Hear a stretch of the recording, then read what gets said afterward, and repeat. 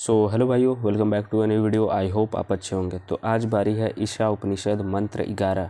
मंत्र 10 तक हमने कल कंप्लीट कर लिया है, आज बारी है मंत्र 11। तो चलिए बिना टाइम वेस्ट किए स्टार्ट करते हैं। सबसे पहले मंत्र पढ़ लेता हूँ।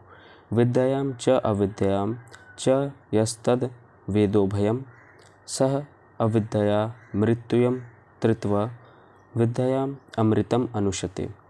इसका मीनिंग क्या है? जो व्यक्ति विद्या यानी आत्मा या ब्रह्म का ज्ञान और अविद्या संसार का ज्ञान दोनों को साथ समझता है।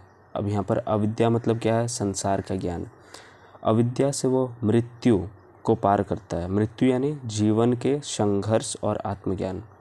विद्या यानी आत्मज्ञान से वह अमृत यानी मोक्ष, अमर शांति को प्राप्त करता है। मतलब दोनों ज्ञान ज़रूरी हैं, सिर्फ एक नहीं। तो विद्या और अविद्या का एक्चुअल मीनिंग यहाँ पर क्या है, मतलब क्या है? अविद्या यानी संसार का ज्ञान, जैसे कल मैंने बताया है। ये 9, 10, 11 मंत्र ऑलमोस्ट थोड़ा बहुत ही सेम ही था, कल मैंने पढ़ा था इसको। तो यही है बताया जा रहा है। अविद्या यानी संसार का ज्ञान। यह वो नॉलेज है जो दुनिया को चलाने के लिए चाहिए। एग्जाम्पल साइंस, टेक्नोलॉजी, पैसे कमाना, शरीर को हेल्दी रखना, सोसाइटी, काम, एजुकेशन, ये सब प्रैक्टिकल लाइफ के लिए ज़रूरी है। लेकिन अगर इंसान सिर्फ इसी में फंस जाए तो उसको अपनी असली रियलिटी आत्मा का पता नहीं चलता, पता चलेगा ही नहीं अगर वो इन्हीं सारी चीज़ों में पड़ा रहेगा तो। विद्या माने आत्मज्ञान, ब्रह्म ज्ञान। ये नॉलेज है जो बताता है मैं कौन हूँ, आत्मा क्या है, क्या मैं शरीर हूँ या कुछ और, रियलिटी क्या है। ये ज्ञान इंसान को अंदर से फ्री करता है।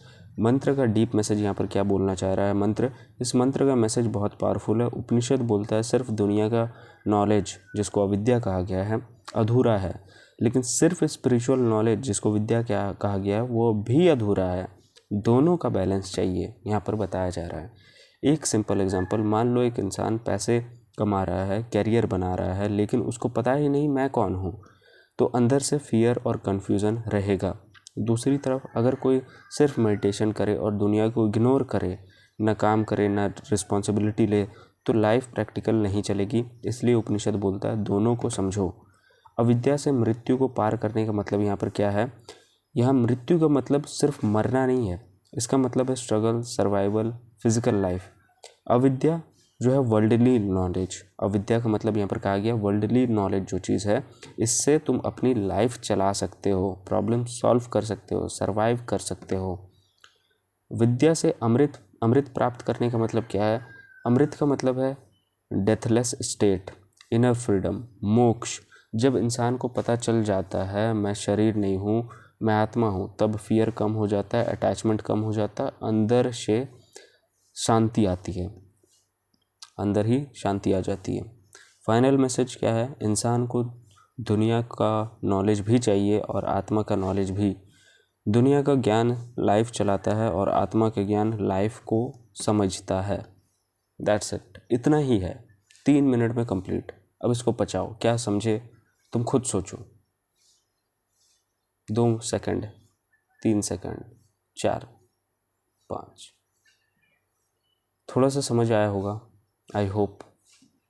क्या बताया जा रहा है, समझाया जा रहा है, बहुत ज़्यादा डिफरेंट नहीं है। कल बताया गया अविद्या क्या है, विद्या क्या है, दोनों का बैलेंस वही समझाया जा रहा है। इस मंत्र में भी सेम वही है। फिर से अगर हम पढ़ते तो अच्छा होता, रिवाइज हो जाता। ठीक है, तो फिर से स्टार्ट करते हैं। इस बार थोड़ा अलग तरीके से। विद्या च यस्त द्वेदो भयम सह अविद्या मृत्यु तृत्व विद्या अमृतम श्रुते। क्या कहना चाह रहा है ये मंत्र? जो इंसान विद्या और अविद्या दोनों को समझता है वह अविद्या से मृत्यु को पार करता है। अविद्या यानी बार बार बताया जा रहा है वर्ल्डली नॉलेज, बाहरी नॉलेज, प्रैक्टिकल नॉलेज, जो बाहर का नॉलेज है, दुनियादारी की नॉलेज है, इससे मृत्यु को पार करता है। विद्या से अमृत मोक्ष पाता है। विद्या यानी आत्मज्ञान, ब्रह्म ज्ञान।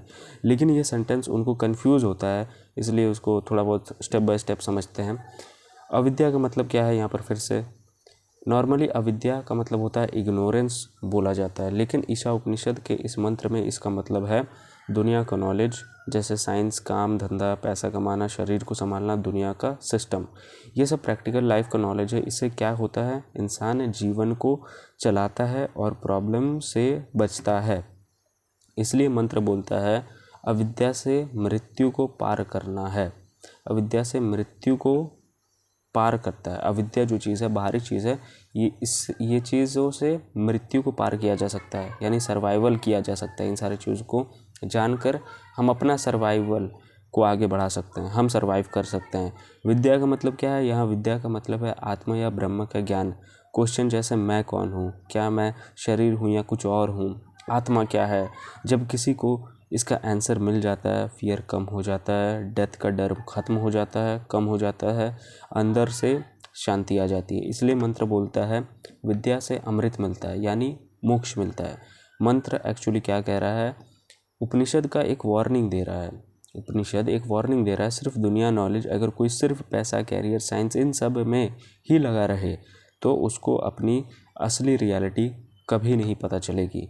सिर्फ स्पिरिचुअल नॉलेज, और अगर कोई सिर्फ मेडिटेशन, स्पिरिचुअल बातें और दुनिया को इग्नोर करे तो लाइफ प्रैक्टिकल नहीं चलेगी। इसलिए मंत्र का रियल मैसेज ये है, दोनों ज़रूरी है, दुनिया का ज्ञान भी, आत्मा का ज्ञान भी। दुनिया का ज्ञान जीवन चलता है, आत्मा का ज्ञान जीवन को समझता है। एक फिर रियल लाइफ एग्जांपल, मान लो एक डॉक्टर है, उसको पता है बॉडी कैसे काम करती है, डिजीज़ कैसे ट्रीट होते हैं, ये अविद्या वर्ल्ड नॉलेज है। लेकिन अगर उसको पता चल जाए मैं सिर्फ बॉडी नहीं हूँ, मैं कॉन्शियसनेस हूँ, तो ये विद्या आत्मज्ञान है। फाइनल मैसेज, मंत्र कह रहा है इंसान को दुनिया भी समझनी चाहिए और अपनी आत्मा भी, तभी लाइफ कंप्लीट होती है। दैट्स इट, इतना ही था, ख़त्म हो गया पूरी तरीके से। इतना ही था, इतना ही समझना है। कोई बहुत टफ चीज़ नहीं है उपनिषदों को समझना। समझते हैं ना कि बहुत पढ़ना है, कुछ है नहीं, बेसिक ही नॉलेज है और समझाया जा रहा है। ठीक है कि आत्मा को भी समझो, खुद को जानो, तुम्हारा खुद का जो रियल कॉन्शियसनेस है, तुम्हारा खुद का चेतना है, इसको भूलो मत। इसको क्यों भूल रहे हो, तुम इसको साइड कर रहे हो और बाकी सारी चीज़ों को ला रहे हो, वो अभी उतना इम्पॉर्टेंट नहीं है और ये भी उतना इम्पॉर्टेंट नहीं है। दोनों का बैलेंस होना चाहिए, दोनों को समझना चाहिए, आत्मज्ञान भी ज़रूरी है। चलिए, धन्यवाद, थैंक्स फॉर वॉचिंग। और अगर कोचिंग कॉल वगैरह बुक करना है, कुछ गाइडेंस चाहिए, बात करना है स्पिरिचुअलिटी से रिलेटेड कुछ भी, तो आप कोचिंग कॉल बुक कर सकते हैं। Thanks for watching.